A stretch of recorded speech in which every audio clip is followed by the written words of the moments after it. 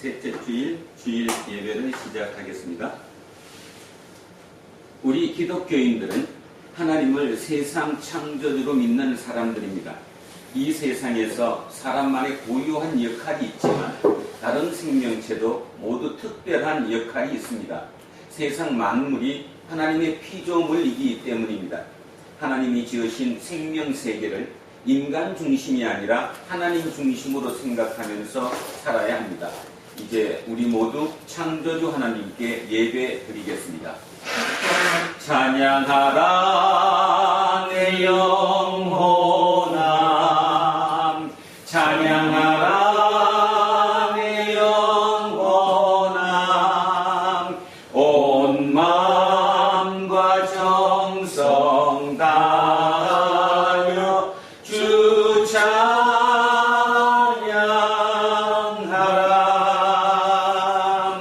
경배하라 내 영혼아, 경배하라 내 영혼아, 온 마음과 정성 다하여 주 경배하라.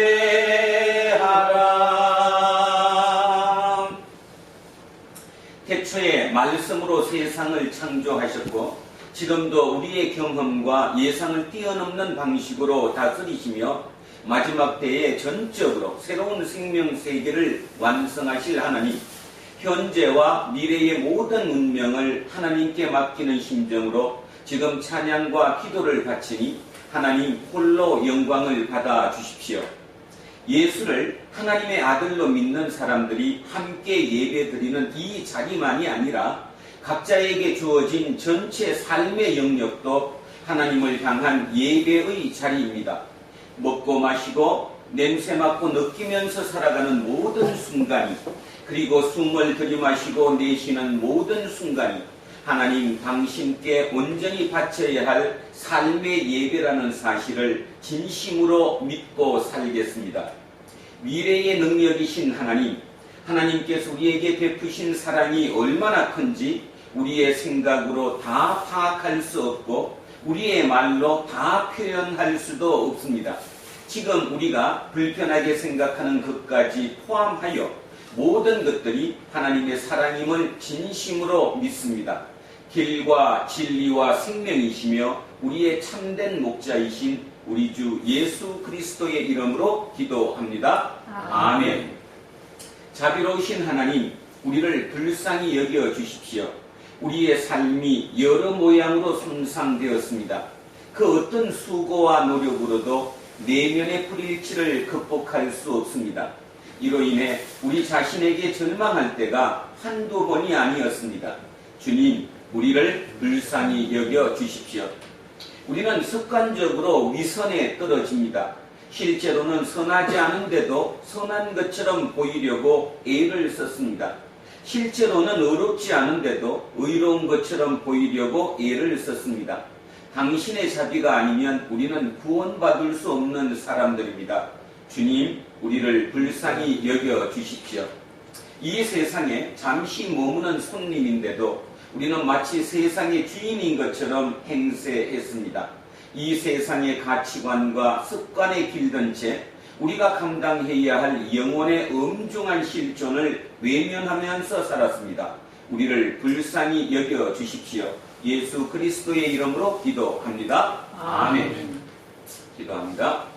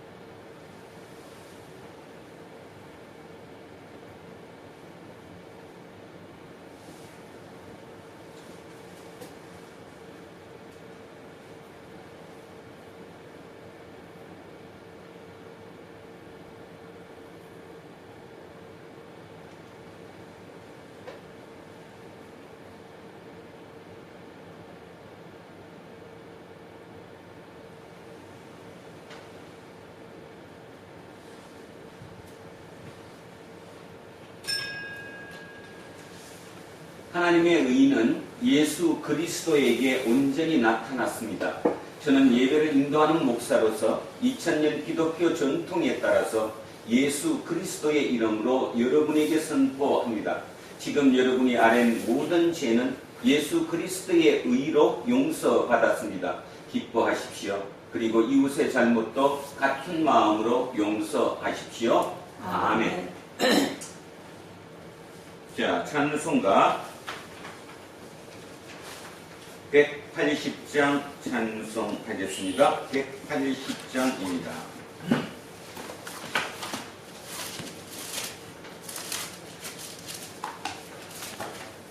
180장 찬양합니다. 하나님의 나팔 소리 천지 진동할 때에 예수 영광 중에 구름 타시고 천사들을 세계 만국 모든 곳에 보내어 구원받은 성도들 모으리. 나팔 불 때 나의 이름, 나팔 불 때 나의 이름, 나팔 불 때 나의 이름, 부를 때에 잠시 참여하겠네. 무덤 속에 잠자는 자 그때 다시 일어나 영화로운 부활 승리 얻으리.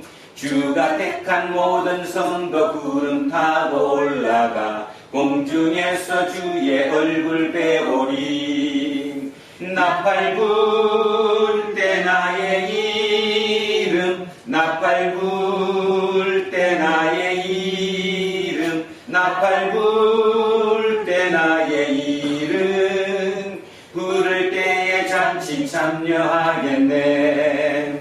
주님 다시 오실 날을 우리 알 수 없으니 항상 기도하고 깨어 있어서 기쁨으로 보좌 앞에 우리 나가서도록 그때까지 참고 기다리겠네.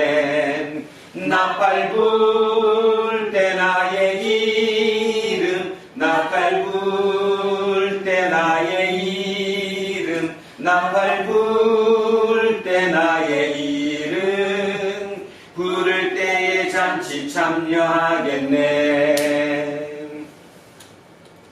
기도하겠습니다. 말씀으로 만물을 창조하신 하나님, 세상의 온갖 풍문과 정보로 인해서 우리의 영혼이 산만해졌습니다. 말씀을 보고 읽고 들으며 또한 말씀을 해석하여 선포하는 우리 모두 온전한 정신으로 성령 안에서 하나 되게 인도해 주십시오. 예수 그리스도의 이름으로 기도합니다. 아멘. 자, 오늘의 첫째 말씀입니다. 사도행전 2장 36절로 41절입니다. 신약성서 190쪽입니다. 신약성서 190쪽 사도행전 2장 36절에서 41절까지 말씀입니다. 190쪽에 있습니다. 자, 천천히 같이 합독하십니다. 그런즉 이스라엘 온 집안은 확실히 알지니 너희가 십자가에 못 박은 이 예수를 하나님이 주와 그리스도가 되게 하셨느니라 하니라. 그들이 이 말을 듣고 마음에 찔려 베드로와 다른 사도들에게 물어 이르되 형제들아 우리가 어찌할꼬 하거늘. 베드로가 이르되 너희가 회개하여 각각 예수 그리스도의 이름으로 세례를 받고 죄 사함을 받으라. 그리하면 성령의 선물을 받으리니 이 약속은 너희와 너희 자녀와 모든 먼데 사람 곧 주 우리 하나님이 얼마든지 부르시는 자들에게 하신 것이라 하고 또 여러 말로 확정하며 권하여 이르되 너희가 이 패역한 세대에서 구원을 받으라 하니 그 말을 받은 사람들은 세례를 받음에 이날에 신도의 수가 3,000이나 더하더라. 아멘. 자, 성시교독 10편 116편으로 갑니다. 구약성서 888쪽입니다. 자, 시편 116편 구약성서 888쪽 두 토막으로 나누어 읽겠습니다. 첫째 1절에서 4절 한 토막과 12절에서 19절, 자, 두 토막으로 나누어서 합독하겠습니다. 자, 시작합니다. 1절에서 4절입니다. 여호와께서 내 음성과 내 간구를 들으심으로 내가 그를 사랑하는도다. 그의 귀를 내게 기울이셨으므로 내가 평생에 기도하리로다. 사망의 줄이 나를 두르고 소울의 고통이 내게 이르므로 내가 환난과 슬픔을 만났을 때에 내가 여호와의 이름으로 기도하기를 여호와여 주께 구하오니 내 영혼을 건지소서 하였도다. 여호와는 은혜로우시며 자, 12절입니다. 내게 주신 모든 은혜를 내가 여호와께 무엇으로 보답할까? 내가 구원의 잔을 들고 여호와의 이름을 부르며 여호와의 모든 백성 앞에서 나는 나의 소원을 여호와께 갚으리로다. 그의 경건한 자들의 죽음은 여호와께서 보시기에 귀중한 것이로다. 여호와여, 나는 진실로 주의 종이요 주의 여종의 아들 곧 주의 종이라. 주께서 나의 결박을 푸셨나이다. 내가 주께 감사제를 드리고 여호와의 이름을 부르리이다. 내가 여호와께 소원한 것을 그의 모든 백성이 보는 앞에서 내가 지키리로다. 예루살렘아, 내 한가운데에서 곧 여호와의 성전들에서 지키리로다. 할렐루야, 아멘. 자, 둘째 말씀 베드로 전서입니다. 신약성서 377쪽입니다. 신약성서 377쪽 베드로전서 1장 17절에서 23절 말씀입니다. 377쪽 베드로전서 1장 17절에서 23절까지 말씀입니다. 시작합니다. 외모로 보시지 않고 각 사람의 행위대로 심판하시는 이를 너희가 아버지라 부른즉 너희가 나그네로 있을 때에 두려움으로 지내라. 너희가 알거니와 너희 조상이 물려준 헛된 행실에서 대속함을 받은 것은 은이나 금같이 없어질 것으로 된 것이 아니요 오직 거뭇고 점없는 어린 양 같은 그리스도의 보배로운 피로 된 것이니라.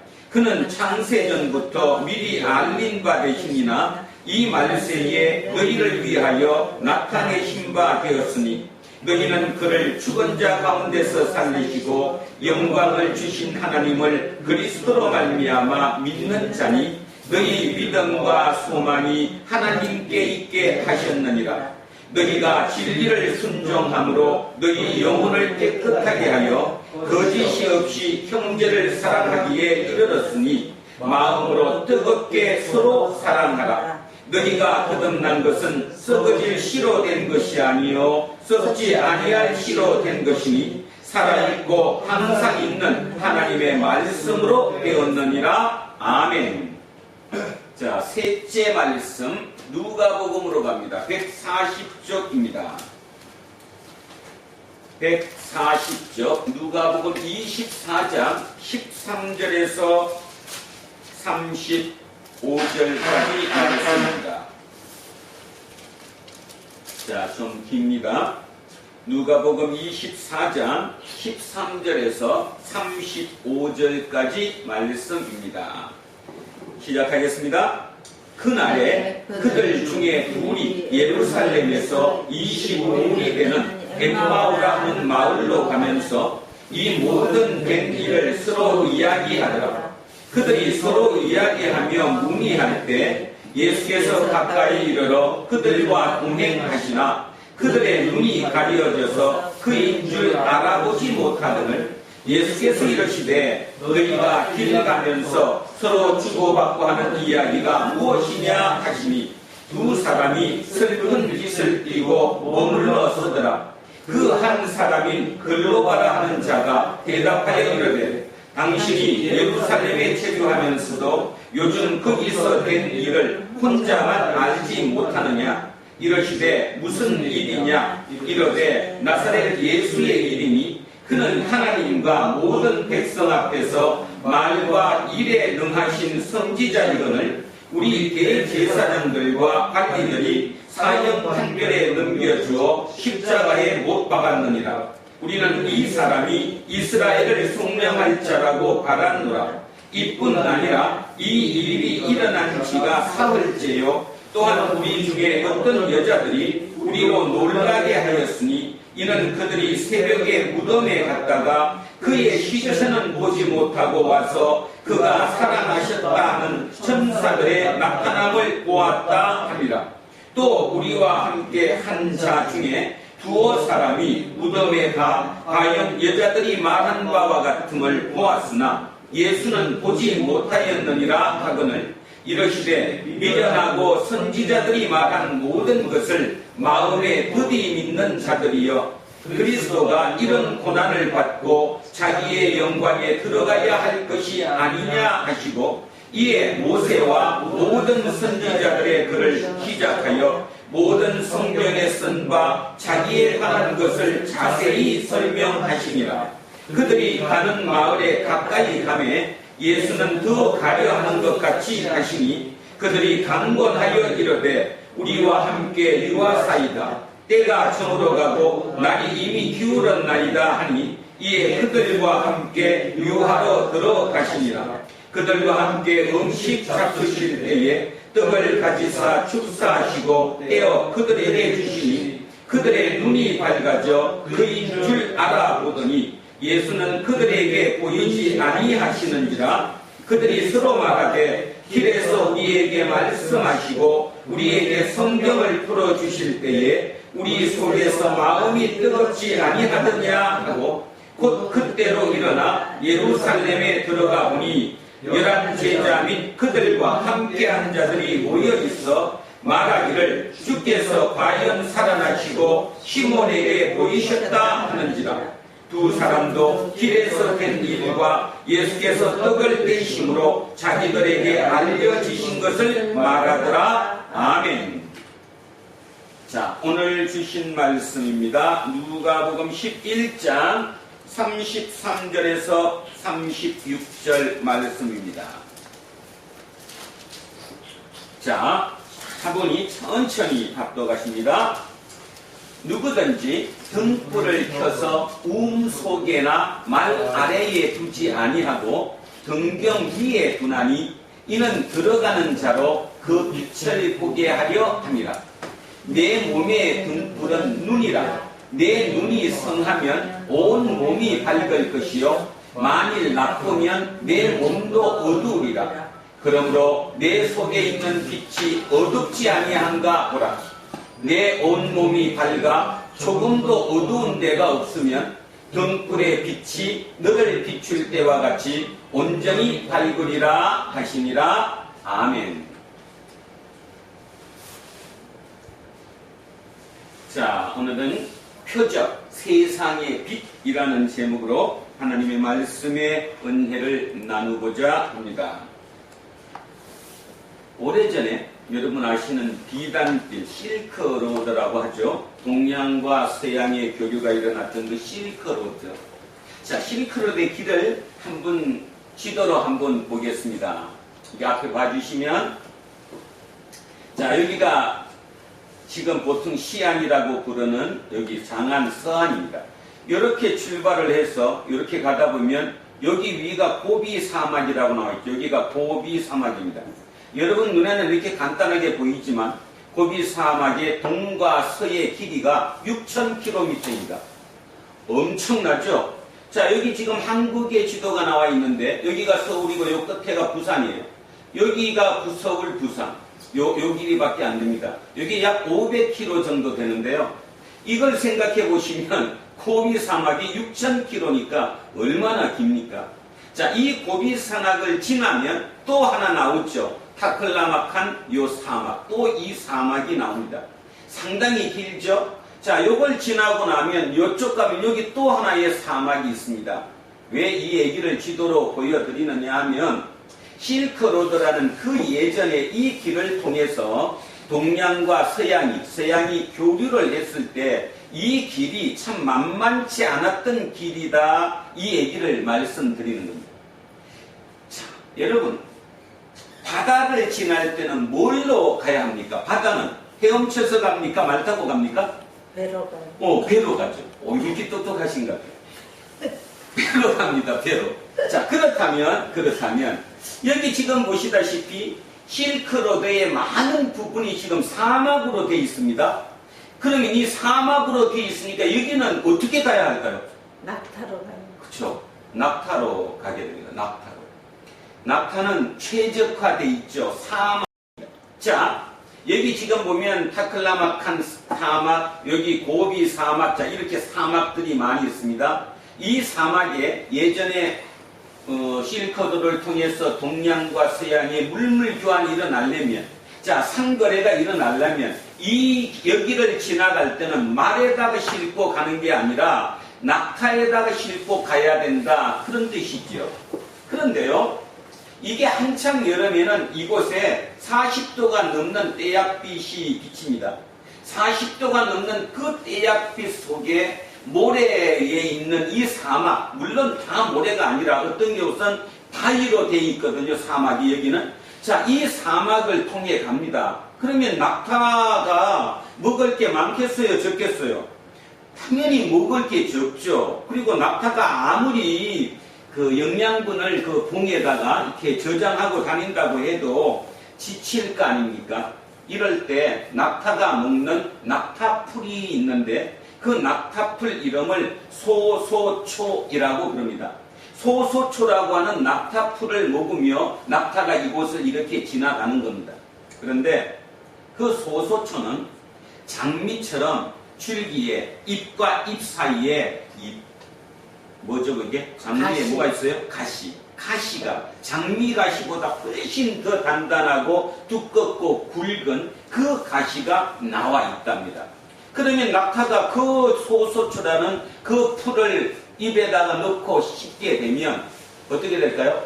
입 안에 그 바늘, 그 가시가 찔려가지고 피가 보이게 되겠죠. 그렇게 낙타는 그 가시풀, 소소초를 씹어서 먹으면서 허기와 갈증을 없앤다고 합니다. 얼마나 고통스럽겠어요? 그러면서 그 낙타는 이 사막을 통과하는 거예요. 그런 고통을 속에서. 자, 지금 우리는 코로나19로 우리의 삶 속에 어쩌면 이 통과하는, 이 사막을 통과하고 있는 중인지도 모릅니다. 아직 우리는 사막의 초입구이기 때문에 아직 몸에 그렇게 크게 심각하게 와닿지 않을지 모르지만 우리나라뿐만 아니라 전 세계적으로 지금 심각한 지경으로 들어가고 있지요. 그래서 각 나라마다 재정을 풀어서 국민들한테 돈을 놓아줍니다. 왜 놓아줄까요? 왜 공짜 돈을 놓아줄까요? 여러분도 돈 20만 원 받으셨죠? 경기도에서 20만 원, 성남시에서 10만 원, 자 20만 원씩 1인당 돈을 줍니다. 왜 주겠습니까? 피를 돌리고자 함이죠. 사막을 통과하는데 죽지 않고 살아남기 위해서. 살아남기 위해서 우리는 그 돈을 국가가 주는 거예요. 자, 여러분, 이제 국가에서 또 내년이 아니구나. 5월 달에 또 4인 가족 기준으로 100만 원씩 지급한다고 합니다. 자, 이렇게 주니까 뭐 별별 얘기들을 다 합니다. 왜 주냐? 재정이 얼마나 많냐? 그렇게 받으면 나중에 후손들이 결국 그거를 다 책임질 거 아니냐? 자, 지금 중요한 것은 나중이 없다는 사실이에요. 미래가 없다는 사실이지요. 지금 피를 돌려야 우리가 산다는 얘기입니다. 다시 얘기하면 이 사막을 통과하는 중일 때는 여기서는 말이 필요한 것이 아니고 배가 필요한 것이 아니고 양이 필요한 것이 아니고 소가 필요한 게 아니라 오직 낙타가 필요하다는 얘기입니다. 이 얘기는 무슨 뜻이냐면 우리가 이 과정을 통과하기 위해서는 어떤 사고로 가야 된다는 거예요? 낙타의 사고로 이 과정을 통과해야 된다. 그런 뜻이지요. 이렇게 사람은 살아가면서 자기 환경이 틀려지면 그 환경에 적응해서 생각을 바꿔줘야 되는데 요즘 가만히 보면 생각을 바꾸지 못합니다. 예전에 자기가 통과했던, 또 옛날에 돈을 많이 벌었던, 또 옛날에 잘 되었던 그 기억, 그때 내가 뭐를 탔었지? 아마 그때 내가 말을 탔던 것 같아. 그러니까 지금 이 사막도 내가 말을 타고 가야 돼. 이런 생각을 많은 사람들이 가지고 있다라는 거죠. 그런 면에서 저는 우리 교회는 참 복받았다는 생각을 합니다. 왜냐하면 우리 교회는 그렇게 옛날에 내가 어떠했다 이런 사람들보다는 젊은 친구들, 아직 살은 경험이 일천하지 못한 이런 친구들이 많아서 굉장히 유리하다는 거죠. 그들에게 얘기합니다. 앞으로 여러분들이 살아가는 그 세상 중에는 바다도 올 것이고 사막도 올 것이고 삶도 올 것이고 그 모든 과정을 거쳐서 인생이라는 항로를 가게 된다. 그럴 때마다 내 앞에 무엇이 펼쳐졌느냐에 따라서 내 사고가, 내 시야가, 내 생각이 바뀌어야 된다. 명심하셔야 한다는 거죠. 자, 좀 전에 다시 봤습니다. 옛날에 그 실크로드, 이 길을 통과할 때 이 상인들은 이 사막 구간을 지날 때는 낙타를 통해서 물건을 운반했어요. 그 낙타는 낙타로서 자기 역할을 최선을 다했습니다. 흙이 지고 그 다음에 갈증나는 그것을 이기기 위해서 낙타풀이라고 부르는 소소초라는 그 풀을 먹음으로 인해 거기에 난 가시가 온 입천장을 다 찔러서 그리고 그 찌름으로 인해 생긴 그 피로 갈증을 이겨내고 결국 여기를 통과한다는 사실을 여러분 명심해야 된다는 거죠. 어쩌면 2020년 아니 2021년 언제까지인지는 모르지만 우리는 지금 이미 사막 구간에 접어들었다는 사실입니다. 여러분, 하나님은 오늘 우리에게 그 얘기를 하는 거예요. 너는 살아가는 동안에 사막 구간에 접어들었다. 이제는 낙타의 생각으로, 낙타의 사고로, 그 사고로 이 구간을 통과해야 된다. 그 얘기를 오늘 우리에게 말씀하고 계신다. 저는 이렇게 생각을 합니다. 자, 그래서 낙타가 사막을 통과하는 방법에 대한 얘기를 했어요. 소소초라고 하는 그 가시난 그 풀, 어느 짐승도 건드리지도 않는 그 풀을 입에 우적우적 씹으면서 그 가시가 온 입천장을 다 찔러 피와 같이 범벅이 되는, 그래서 흑이와 갈증을 넘기고 결국은 여기를 통과하고 마는 그 낙타를 생각하면서 2019년부터 출발된 코로나 그 사태, 2020년, 2021년 우리 모두 잘 버티고 넘어갔으면 참으로 좋겠습니다. 국가에 주는 얘기 한번 하겠습니다. 뭐 10만 원을 주든 20만 원을 주든 얼마를 주든 문제가 많죠. 왜 잘 사는 사람도 다 주느냐, 못 사는 사람만 줘야지, 뭐 여러 얘기들이 많습니다. 이유 불문하고 그 이유에는 어떤 이유든 다 불문하고 국가가 지금 돈을 푼다는 그 얘기는 경제를 살리고자 함이죠. 그 돈을 여러분 집에 축적하라고 주는 것이 아니라 경제를 살리고자. 그래서 받으시는 즉시 진짜 빨리 쓰셔야 합니다.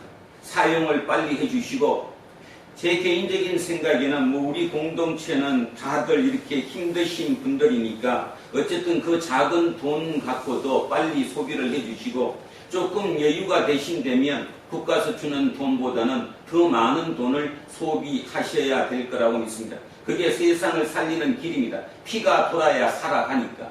이 피를 돌리는 거, 나중은 없다는 거죠. 우리가 살아나야 다음 있는 겁니다. 낙타도 그 고통의 과정을 거쳐서 피를 먹으면서도, 자기 피를 먹어가면서도 갈증을 이겨내서 저 고통의 그 길을, 이 사막을 건너게 되는 것처럼 우리 또한 그 마음으로 건너야 된다는 거예요. 여러분, 질문 하나 하겠습니다. 낙타가 이 보세요. 얼마나 긴 길입니까? 이 사막 길을 낙타가 터벅터벅 걸어가면서, 좀 전에 얘기했던 소소초를 씹어가면서 피를 함께 마셔가면서 여기를 통과할 때 어떤 마음으로 통과할까요? 희망으로 통과합니다. 낙타가 눈에는 이 사막이 보이는 게 아니라 이 사막이 초원으로 보이겠죠. 초원의 희망이 보이니까 그 길을 오늘도 가는 겁니다. 만약에 희망이 보이지 않으면 낙타는 주지 않고 말죠. 무슨 입천장으로 내 피를 빨아먹으면서 갈증을 이겨내면서 이거를 통과하겠습니까? 희망이 보인다는 거죠. 결코 이걸로 끝나는 게 아니라는 거. 바로 앞에 내일이면 내 앞에 초원이 나타날지도 모른다는, 끝이 될지도 모른다는 그 희망 때문에 우리는 여기를 갈 수 있는 것입니다. 이거를 눈이라고 합니다. 어떤 눈을 가졌느냐, 이 얘기를 하고 있는 거죠. 예수님 또한 마찬가지입니다. 예수님은 어떻게 말씀하셨냐 하면 우리에게 희망을 주고자 하셨어요. 그래서 하나님의 나라를 구하라고 얘기했고요. 먹고 사는 문제는 내가 해결해 줄 거니까 너는 하나님의 나라, 하나님의 의를 구하라고 얘기했죠. 그 얘기를 오늘 다시 한번 생각하셔야 됩니다. 그냥 멀리 들리는 먼 단어의 얘기가 아니라 실제 마음으로 와닿는 얘기로 그 말씀을 들어야 합니다. 왜 하나님이 돈 주시지? 모든 문제를 해결해 주시지? 우리 집이 힘들면 모든 것을 다 새롭게 해주시지? 왜 하나님이 하나님의 나라와 의를 구하라고 우리에게 말씀하셨을까? 하나님의 나라와 의가 뭘까요? 얘기를 같이 통과하라는 얘기 아닙니까? 더불어서 같이 협조해서 낙타와 협조해서 낙타의 사고로 결국 너네들 얘기를 통과해라. 자, 거꾸로 얘기하면 이런 거라는 거죠. 우리는 어떤 기도를 하느냐 하면 하나님, 그냥 여기서 제가 서 있을 테니까요, 저를 이렇게 바짝 들어갔고요, 이렇게 똑 떨어뜨려 주세요. 여기서 있거든요. 하나님은 다 하실 수 있으니까 여기서 이렇게 똑 떨어뜨려 주시면 여기 통과 안 해도 되잖아요. 아니요.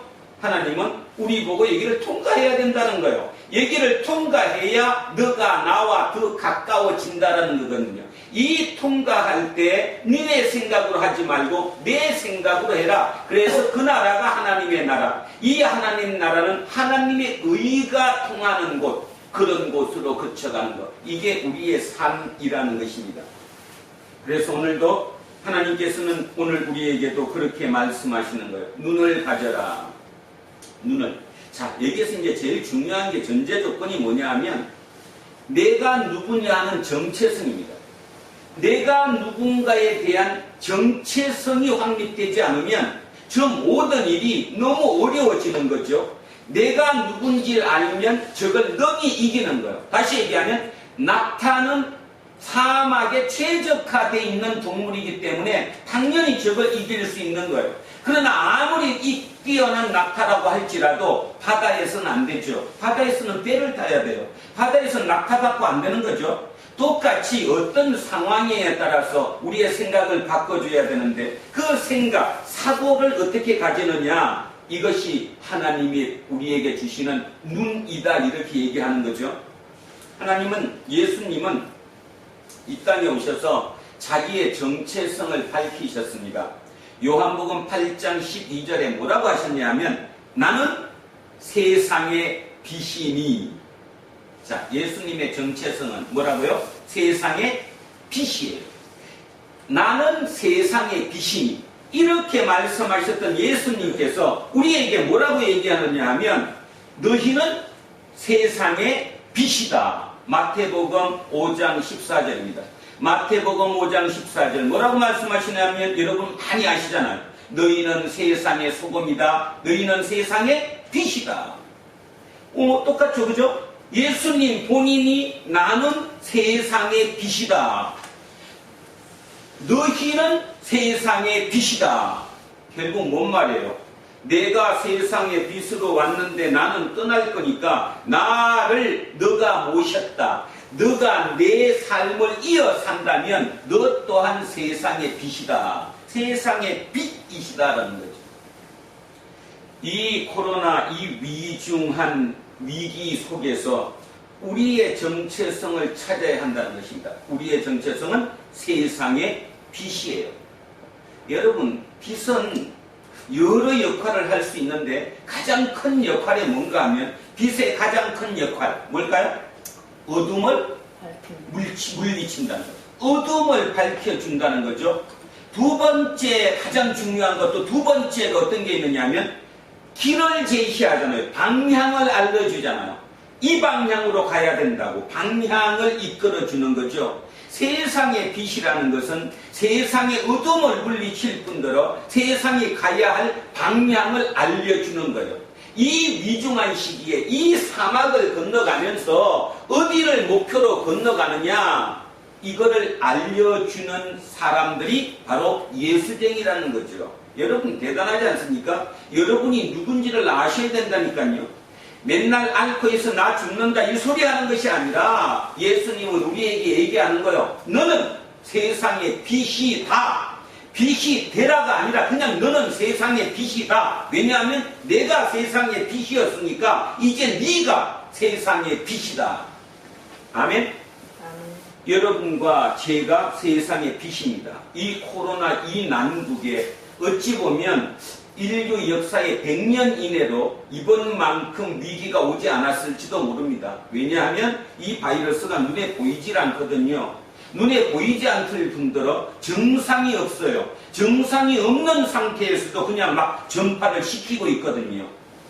이거 보통 문제가 아니죠. 그죠? 예를 들어서 증상이 생겼어요. 독감이 들었어요. 기침을 콜록콜록해. 그러면 자동으로 내가 막아주죠. 내가 걸린 줄 아니까. 그런데 전혀 증상이 나오지 않는 상태에서 이 바이러스가 남에게 계속 전염된다고 합니다. 오늘 신문을 봤더니 미국에서는 표본 조사를 한 결과 뉴욕 증가에서는 14%의 인원이 이미 항체가 생겼다고 지금 발표됐습니다. 얘기가 뭔 말인가 하면 뉴욕주를 통계로 지금 표본 조사를 한 거지만 뉴욕주 전체로 따지면 약 한 260만 명의 뉴욕 시민들이 이미 그냥 슬쩍 들어왔다가 나간 거예요. 바이러스가 들어왔다가 나간 거예요. 그러니까 내 속에 항체가 이미 생긴 거예요. 그 260만 명이 누군지는 몰라도 그 260만 명이 생각할 때 언제 내가 걸렸지? 나 걸린 적이 없는데? 우리 종인이도 그럴지 몰라. 나 안 걸렸는데? 그랬는데 이미 걸려갖고 나갔는지 모른다는 거죠. 증상이 없으니까. 우리나라도 조사해봐야 된다고 얘기하네요. 어쨌든 힘든 위기 상황이고 지금 무정상이고 언제 또 한 번 폭발할지 모르기 때문에 지금 2차 폭발을 준비하고 대비해야 한다는 이 시기에 여러분 조금만 더 참으시고 우리 예수쟁이들은 예수님께서 내가 세상의 빛이다. 이제는 너희가 세상의 빛이다. 그 정체성을 잊지 않아야 할 것이라고 믿습니다. 자, 오늘의 본문으로 들어갑니다. 자, 오늘 이렇게 출발합니다. 누구든지 등불을 켜서 속에나 말 아래에 두지 아니하고 등경 위에 두나니 이는 들어가는 자로 그 빛을 보게 하려 함이라. 그렇죠. 누구든지 불을 켜면 불을 켜가지고 밝히려고 불을 켜는 거지 지하실에 놓기 위해서 또는 대박이죠. 대박같이는 말에다가 이렇게 덮어놓으려고 불을 덮어놓으려고 불을 켜는 것은 아니다. 자, 이건 뭐 누구든지 알 수 있는 문구를 갖고 예수님이 지금 비유로 설교하고 계시는 겁니다. 누구든지 등불을 켜서 지하실에 숨겨놓거나 대박 안에다가 가둬놓지는 않는다. 어둡게 만들진 않는다. 그런데 자 34절 이렇게 얘기합니다. 너의 몸의 등불은 눈이다. 너 몸의 등불은 눈이다. 눈이 성하면 온 몸이 밝을 것이고 만일 눈이 나쁘면 네 몸도 어두우리라. 우리의 신체 구조 중에 눈을 보면서 네 몸의 등불은 눈이래요. 자, 여기 속에는 아주 중요한 걸 캐치할 수 있죠. 눈은 뭐 하는 겁니까? 눈은 뭐 하는 거예요? 눈이 뭐 하는 거냐고. 보는 거잖아요. 바로 보는 걸 얘기하잖아요. 눈은 보는 거예요. 네가 어떤 생각으로 세상을 보느냐 이거죠. 어떻게 보느냐. 그러면 어떤 눈이 좋은 눈이고 어떤 눈이 나쁜 눈이냐. 자, 예를 하나만 딱 제가 한번 해보겠습니다. 구약의 다윗은 굉장히 고통 속에 있었습니다. 뭐 제가 설명을 더 하지 않아도 다윗이 고통 속에 있었다는 건 알죠. 그 다윗이 그 고통 속에서 어떤 눈을 가졌느냐. 그게 시편 23편입니다. 제가 시편 23편을 한번 읽어드리겠습니다. 다 아시겠지만 다시 한번 차분히 들어보십시오. 자, 시편 23편을 제가 읽습니다. 여호와는 나의 목자시니 내게 부족함이 없으리로다. 그가 나를 푸른 풀밭에 누이시며 쉴만한 물가로 인도하시는도다. 내 영혼을 소생시키시고 자기 이름을 위하여 의의 길로 인도하시는도다. 내가 사망의 음침한 골짜기로 다닐지라도 해를, 그러니까 내가 해 당한다는 거요. 그런 해를 두려워하지 않을 것은 주께서 나와 함께 하심이라. 주의 지팡이와 막대기가 나를 안위하시나이다. 주께서 내 원수의 목전에서 내게 상을 차려주시고 기름을 내 머리에 부으셨으니 내 잔이 넘치나이다. 내 평생에 선하심과 인자하심이 반드시 나를 따르리니 내가 여호와의 집에 영원히 살리로다. 다윗의 눈은 어떤 눈입니까? 지금 이런 고백을 하는 다윗의 눈, 어떤 눈이에요? 좋은 눈이에요? 나쁜 눈이에요? 좋은 눈이잖아요. 다윗이 그 고통 속에서도 고통을 고통으로 바라본 게 아니라, 아까 저 낙타가 그 사막을 사막으로 바라본 게 아니라 오늘 여기만 지나면 초원이 나올 것이라는 그 믿음 때문에 소소초를 입에 씹고 그거를 넘어갔던 그 낙타처럼 다윗은 그 고통 속에서도 어떤 눈으로 바라보는 거예요? 미래를 긍정의 눈으로, 희망의 눈으로, 하나님이 나와 함께 하시기 때문에 나는 그 눈으로 바라본다는 것. 눈이라는 것. 여기서 내 몸에 등불은 눈이라, 눈이 성하면 온몸이 밝는다는 말의 의미를 아셔야 된다는 거죠. 자, 다윗은 눈이 밝은 사람이었어요. 눈이 밝은 사람. 자, 한 사람 더 해보죠. 신약에 나오는 사도 바울을 한 분 더 하면 사도 바울의 눈을 한번 보겠습니다. 에베소서 1장으로 가겠습니다. 제가 읽습니다. 에베소서 1장.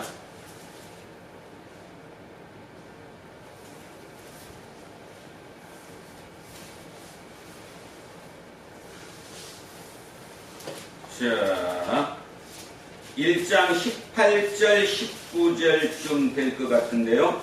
한번 보겠습니다. 에베소서 1장 18절 19절 18절 19절을 제가 한번 읽어드리겠습니다. 310쪽 언저리에 있습니다. 310쪽 언저리에.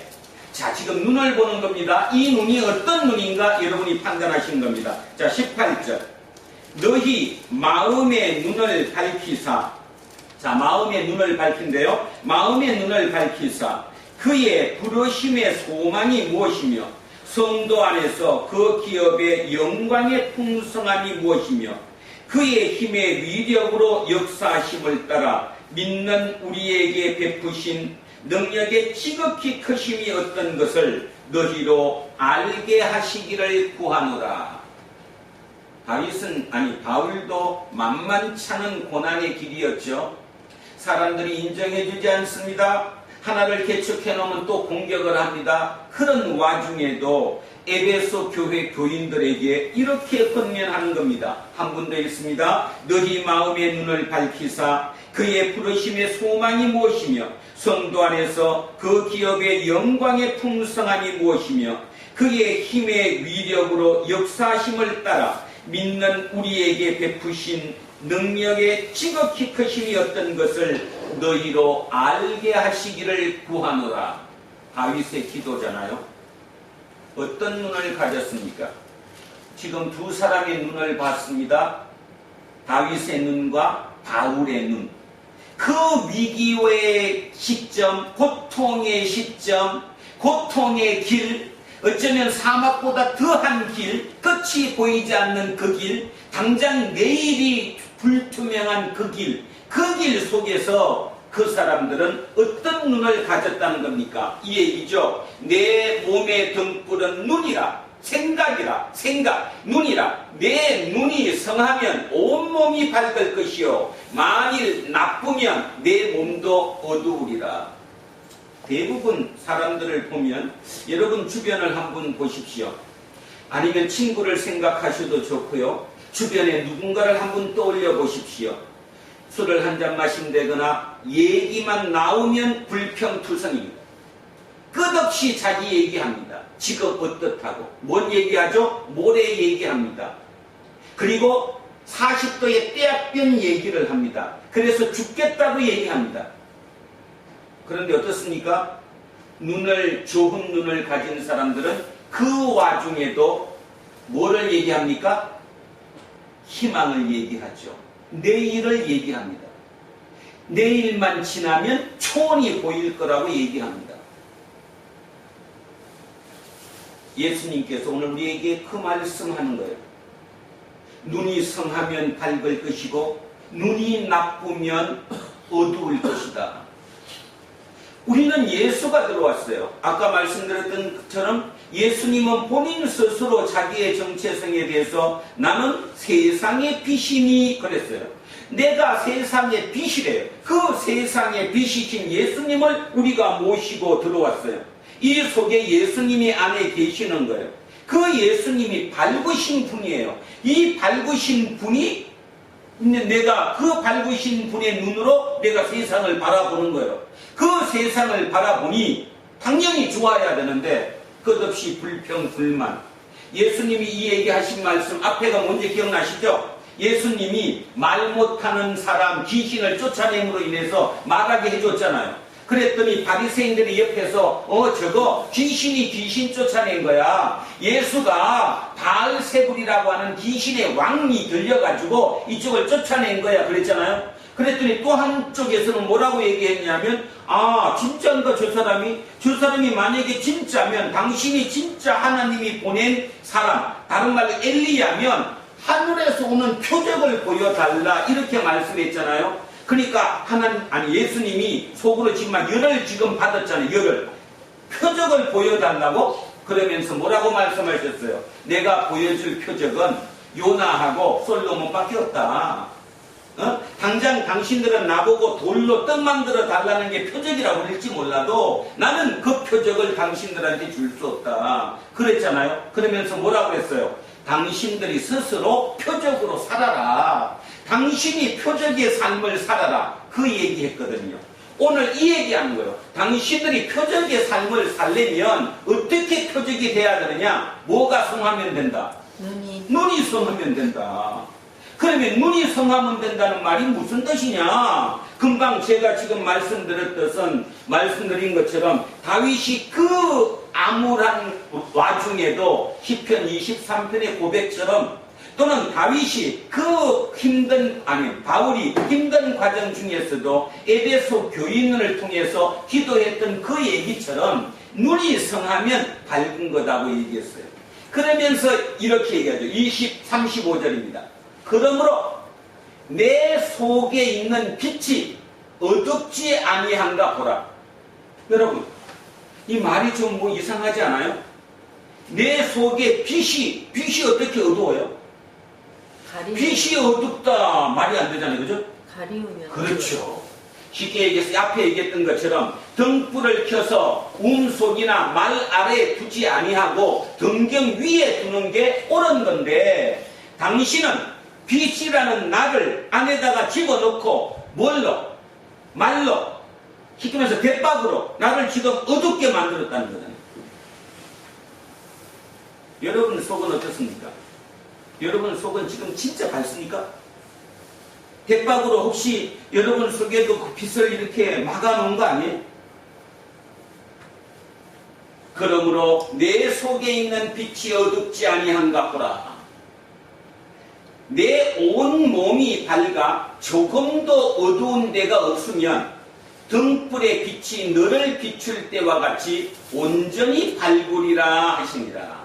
자, 내가 내 눈이 성하면 내 눈이 보는 눈이 아주 성하면 내가 밝을 거래요. 아이 안에 예수 그리스도를 모셨으니까 세상의 빛이신 예수 그리스도의 눈으로 내가 세상을 바라보니까 세상이 살만한 거예요. 코로나 위기, 이 위기 하나님이 우리에게 주는 축복이야. 쉽게 해서 이 위기 중에 기회를 찾아야 되는 거야. 자, 위기에서 기회를 찾는 거죠. 하나만 마음속에 새겨보실까요? 좋은 눈은, 좋은 눈, 내 눈이 좋다는 것은 위기에서 기회를 보는 눈, 그것은 좋은 눈이에요. 좋은 눈은 위기에서 기회를 봐요. 나쁜 눈은 뭘까요? 그럼 나쁜 눈은 기회에서 위기를 봐요. 외우기 쉽죠? 다 외웠어요? 한 번 더 합니다. 자, 좋은 눈은 뭐라고요? 위기에서 기회를 보고, 나쁜 눈은 기회에서 위기를 보고.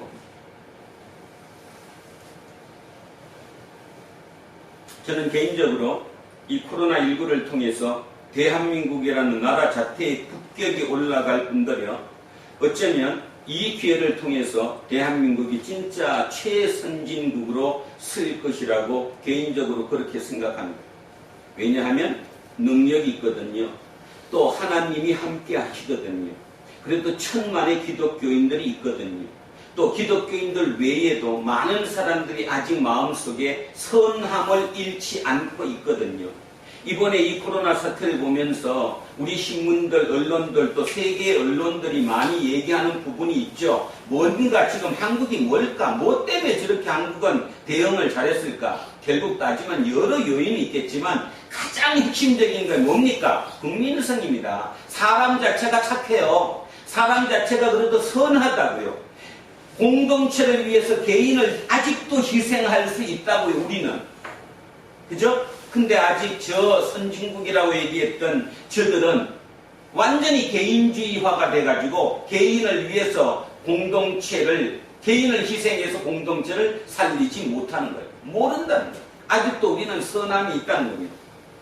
지난주에 이화여대 최준식 한국학 교수가 모 신문에 칼럼을 썼는데 그분이 이런 얘기를 하셨습니다. 자기가 지금 책을 한 권 쓰고 있는데 그 책의 내용이 뭐냐 하면 우리나라에 대한 예언입니다. 대한민국이 미래에 어떻게 될 것인가 하는 예언을 수집을 했대요.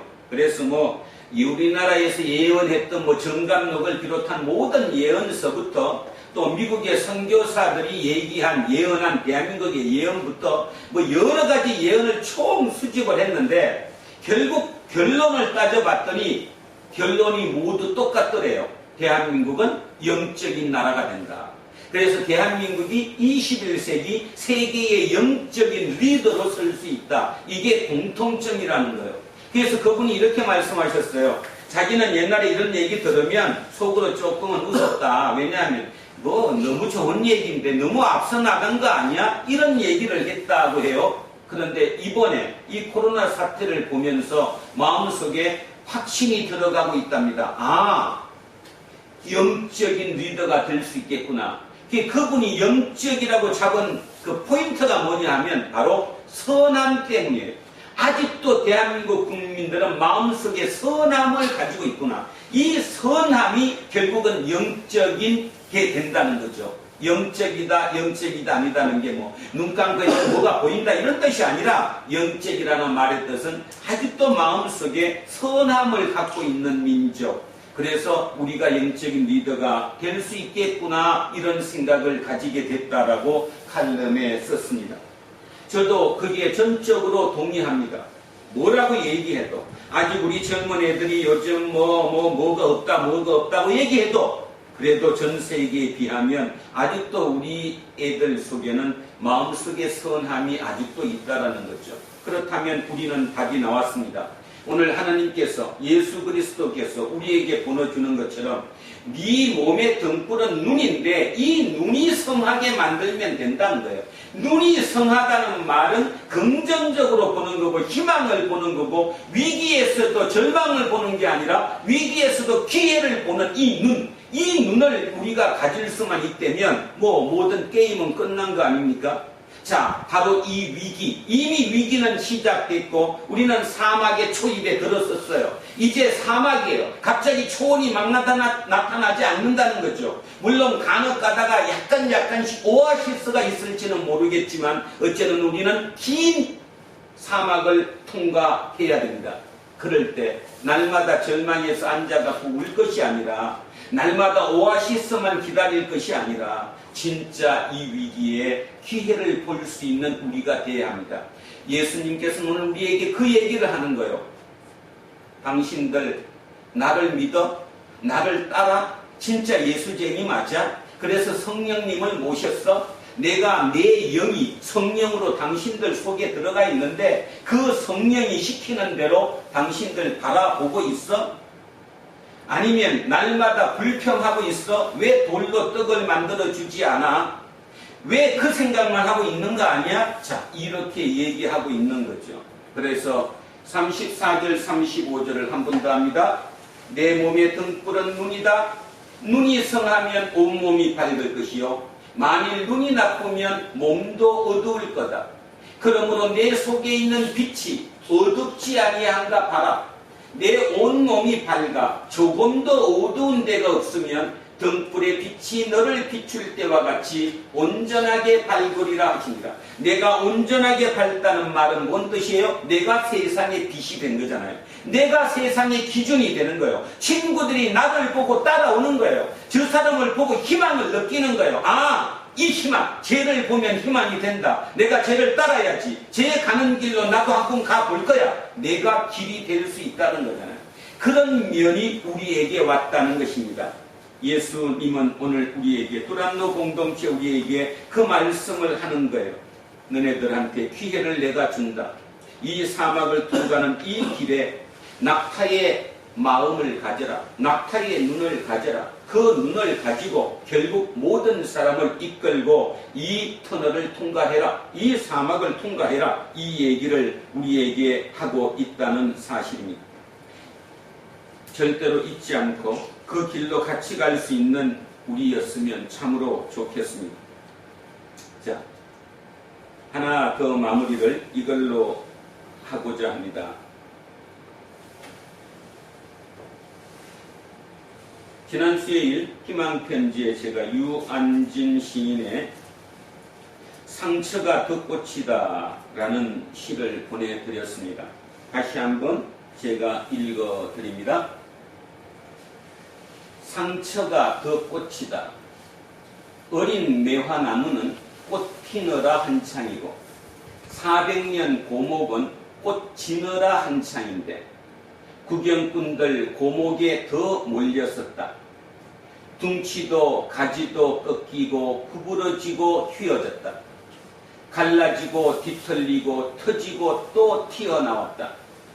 진물은 얼마나 오래 고여 흐르다가 말라붙었는지 주먹만큼 불달한 혹이며 패인 구멍들이 험상궂다. 거무죽죽한 혹도 구멍도 모양, 굵기, 깊이, 빛깔이 다 다르다. 새 진물이 번지는가 개미들 바삐 오려내려도 의연하고 의젓하다. 사군자 중 어떤답다. 꽃 구경이 아니라 상처 구경이다. 상처 깊은 이들에게는 훈장으로 보이는가? 상처 도지는 이들에게는 부적으로 보이는가? 100년 못된 사람이 매화 400년의 상처를 헤아리려마는 감탄하고 썰어보고 어루만지기도 한다. 만졌던 손에서 향기까지 맡아본다. 진동하겠지 상처의 향기. 상처야말로 더 꽂힌 것을. 많은 감동을 줍니다. 우리의 시야를 바꾸고자 하는 거죠. 사람이 살아가면서 별별 과정을 다 거칩니다. 그 과정을 거치면서 우리는 상처투성이 있지요. 어느 누구도 마찬가지입니다. 그런데 얼마나 위로가 됩니까? 꽃 구경을 온 사람들이 꽃에 꼽혀 있는 것이 아니라 이 고목에 꼽혀 있다는 거예요. 고목의 상처를 보면서 그거를 훈장으로 바라본다는 거예요. 고목의 상처를 보고 그걸 부적으로 생각한다는 거예요. 얼마나 희망적입니까? 근데 우리는 어떻게 생각합니까? 상처가 조금만 생겨도 그 상처를 없애려고 별별 애를 씁니다. 아니, 모든 에너지를 상처 없애는데 다 씁니다. 그리고 에너지를 소진해버리지요. 상처를 없앤다는 말, 다시 얘기하면 이쪽으로 비교해서 한다면 성형수술을 해야 합니까? 아니면 상처를 내가 보듬고 가야 합니까? 상처를 드러내는 거죠. 내가 이런 상처를 가졌다고 드러내는 거예요. 드러내면 사람들이 그 상처 때문에 나를 피하는 것이 아니라 내가 그 상처를 들어안고 그 모든 과정을 잘 통과하고 끝나고 나면 모든 사람들은 그 상처 때문에 나를 더 우러러 본다는 거죠. 그 상처를 내 훈장으로 바라봐 준다는 거 아닙니까? 근데 우리는 상처 때문에 숨습니다. 골방 안으로 숨고요, 술집 안으로 숨고요, 알코올 안으로 숨고요, 마약 안으로 숨고요, 끝없이 숨어요. 그리고 알코올의 힘을 빌려, 마약의 힘을 빌려 속된 표현으로 미친 짓을 합니다. 그리고 세상을 향해 송곳을 들이대죠. 너네들이 나를 이렇게 만들었다고. 유한진 시인은 우리에게 희망의 메시지를 전하는 거예요. 아니다. 인간이 다 그렇지 않다. 당신의 그 상처를 훈장으로 바라본다. 그 상처를 부적으로 본다. 왜냐하면 자기도 상처를 안고 있기 때문에. 바로 이렇게 볼 수 있는 눈, 그 눈이 바로 좋은 눈이고, 끝없이 나는 이 상처를 없애야 된다라거나 아니면 성형수술을 해서 말끔히 없애야 된다고 생각하면, 아니 날마다 보톡스 맞아갖고 주름살을 다 없애야 된다고 생각하면 그거는 어둠이죠. 그것이 빛이 아니라는 거예요. 예수님은 우리에게 지금 그 얘기를 하시는 거예요. 그것이 빛이 아니고 그것이 어둠이야. 빛은 나를 드러내는 거야. 왜? 내가 사막을 통과했는데, 낙타로 사막을 한번 통과하고 났더니 이런 상처가 생겼는데 이게 왜 났고? 이 땅의 삶은 바로 그것이 우리의 삶이라는 거지요. 우리의 삶. 잊지 않는 저와 여러분이 되었으면 참으로 좋겠습니다. 2차 대전 중에 영국의 처칠에게 기자들이 질문을 했습니다. 질문을, 이 위기를 어떻게 극복하시겠습니까? 처칠이 이렇게 얘기했답니다. Never waste a good crisis. 절대로 뭐 하지 마라. 낭비하지 말라. waste, 낭비하지 말라. A good crisis. crisis, 위기가 good, 좋은 위기라는 거예요. 말이 안 맞죠, 그죠? 어법상. 어떻게 위기가 좋아요? 나쁜 위기지. 싫은 위기지. 그런데 처칠은 a good crisis, 좋은 이 기회를 낭비하지 말라. 이게 지금 오늘 2020년 대한민국의 리더가 해야 될 말이라고 생각합니다. Never waste a good crisis. 좋은 위기를 절대로 낭비하지 말라. 우리 도란도 공동체 모든 분들은 절대로 이 위기를 낭비하지 않으리라고 믿습니다. 그리고 기도하겠습니다. 여러분도 기도해 주십시오. 이 좋은 위기를 낭비하지 않는 우리 공동체 모든 식구들이 되기를. 우리의 인원이 작다고 해도, 우리 한 사람 한 사람의 능력이 부족하다 해도, 우리 한 사람 너무나 상처투성이라고 할지라도 우리 지금부터 우리 그 상처를 보듬어 안고 그 상처를 훈장으로 만들고 그 상처를 부적으로 만들고 또 그 상처를 통해서 우리가 이 사막을 통과하고 나면 결국 우리는 세상의 빛으로 우뚝 설 수 있을 것입니다. 그것이 우리 개인의 좋고자 함이 아니라 내가 예수쟁이이기 때문이지요. 예수는 누군가를 통해서 이 길을 인도하실 것입니다. 그 빛이 우리가 되어야 한다는 얘기지요. 그 인도하는 그 빛이 저와 여러분이 되어야 한다, 그 얘기입니다. 왜냐하면 예수님이 직접 빛으로 우리 앞에 나타나지 않고 우리를 통해서 자기를 드러낼 것이기 때문이지요. 그래서 그런 이 위기에서 예수를 진정으로 드러낼 수 있는 두란노 공동체의 모든 식구들 또 한 사람 한 사람 될 수 있도록 열심히 기도해 주셨으면 고맙겠습니다. 다시 한번 말씀드립니다. 상처를 보듬어 안고 상처를 드러내고 그 상처가 누군가에게는 훈장으로 보이고 누군가에게는 부적으로 보인다는 사실을 잊지 않으셨으면 합니다. 그거를 성령 수술하려고 날마다 모든 에너지를 거기에 쏟지 말고 그것을 드러내는 우리, 그리고 또 하나 지금은 바닷길을 다니는 게 아니라 산길을 다니는 게 아니라 사막을 통과해야 될 시기라는 것, 이미 우리는 사막의 초입에 들어섰다는 것, 이 사막은 낙타의 눈으로만 갈 수 있다는 것, 그래서 우리는 모든 눈이 낙타의 눈으로 이 위기를 극복하고 이것을 통과해야 된다는 사실이죠. 그거 생각하면서 오늘 예수님께서 우리에게 맡기신 일 정리하겠습니다. 나는 세상의 빛이다. 너희도 세상의 빛이다. 세상의 빛은 인도하는 것입니다. 세상의 빛은 어둠을 몰아내는 것입니다. 세상의 빛은 누군가를 따뜻이 감싸 안는 것입니다. 세상의 빛은 누군가를 위로하는 것입니다. 이 위로하는 그 대상자가 우리가 되기를, 지난주 설교처럼 표적이 나한테 생겨서 표적신앙이 아니라 내가 표적이 되는 신앙, 내 스스로 표적의 삶을 살기로 소원하는 신앙, 그 신앙으로 거듭날 수 있는 우리 모두가 되기를 주의 이름으로 축원드립니다. 아멘. 자, 마지막으로 오늘 본문을 다시 한번 읽고 마치겠습니다. 차분히 예수님의 말씀을 한번 새겨보십시오. 시작합니다. 누구든지 등불을 켜서 속에나 말 아래에 두지 아니하고 등경 위에 두나니 이는 들어가는 자로 그 빛을 보게 하려 함이라.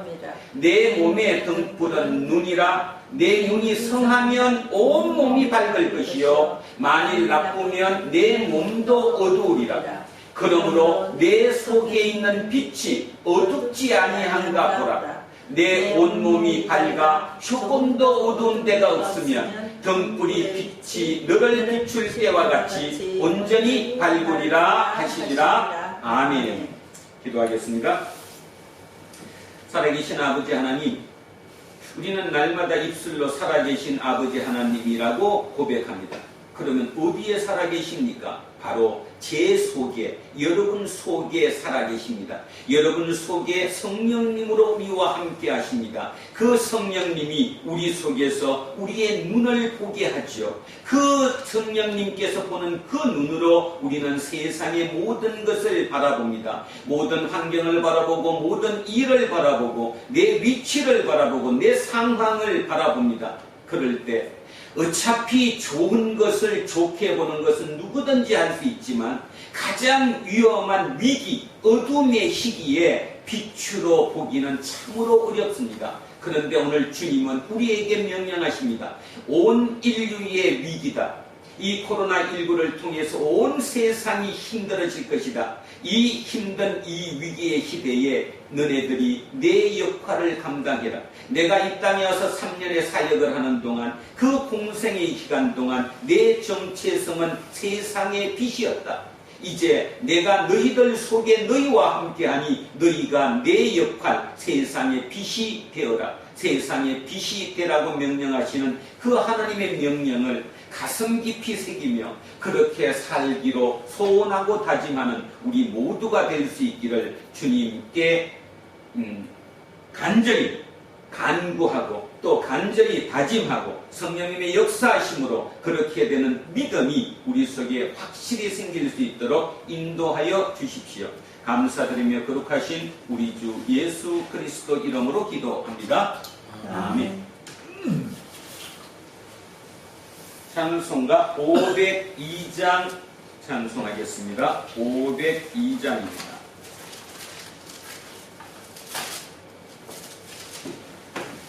빛의 사자들이여 어서 가서 어둠을 물리치고 주의 진리 모르는 백성에게 복음의 빛 비춰라. 빛의 사자들 복음의 빛 비춰라.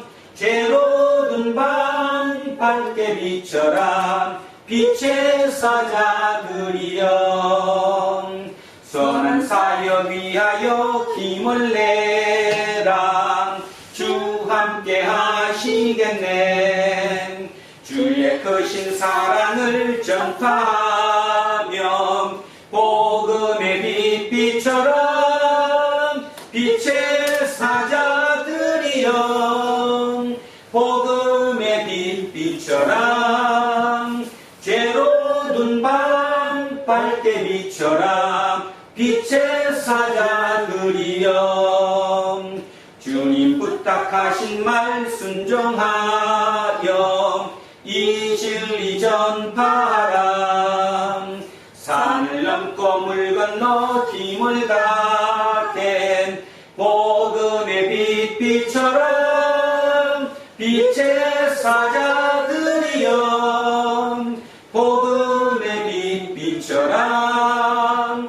죄로 든 밤 밝게 비춰라. 빛의 사자들이여 동서남북 어디나 땅끝까지 주님만 의지하고 눈어 누워 못 보는 백성에게 복음의 빛 비춰라.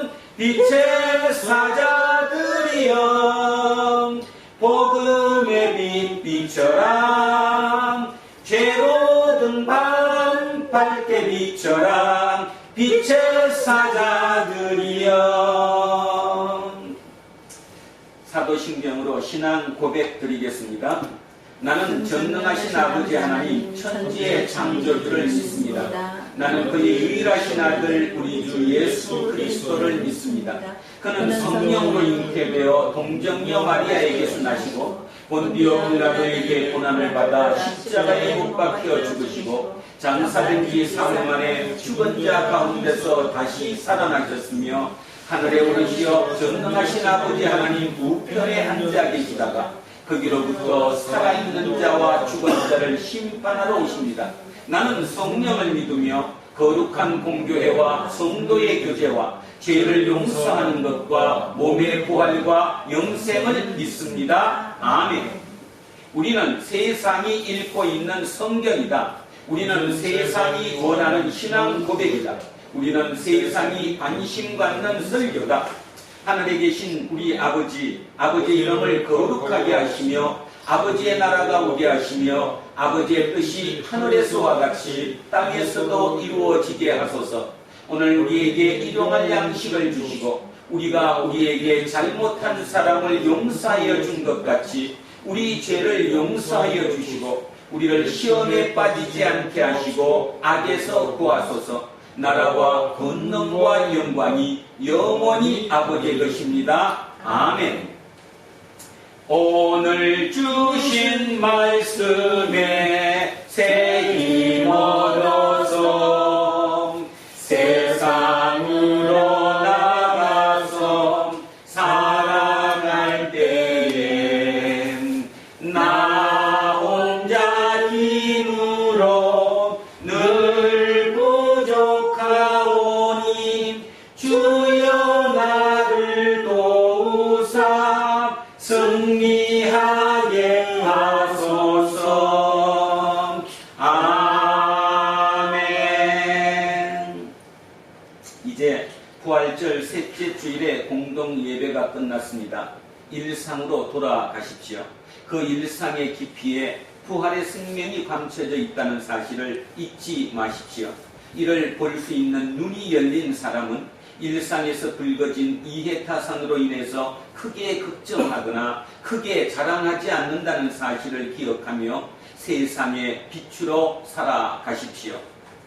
이제는 우리 주 예수 그리스도의 은혜와 하나님 아버지의 영원하신 사랑과 성령님께서 함께 하시고 우리를 인도하심이 오늘도 진정 주님께서 명령하신 대로 너희는 세상의 빛이라는 이 정체성을 마음속 깊이 새기고 진짜 이 위기의 시대에 세상의 빛으로 살아가기로 소원하고 다짐하는 우리 모두에게와 우리의 자녀와 가정 위에, 일터와 사업체 위에, 그리고 이 나라 이민족 위에 이제로부터 영원토록 함께 하시기를 간절히 축원하옵나이다. 아멘.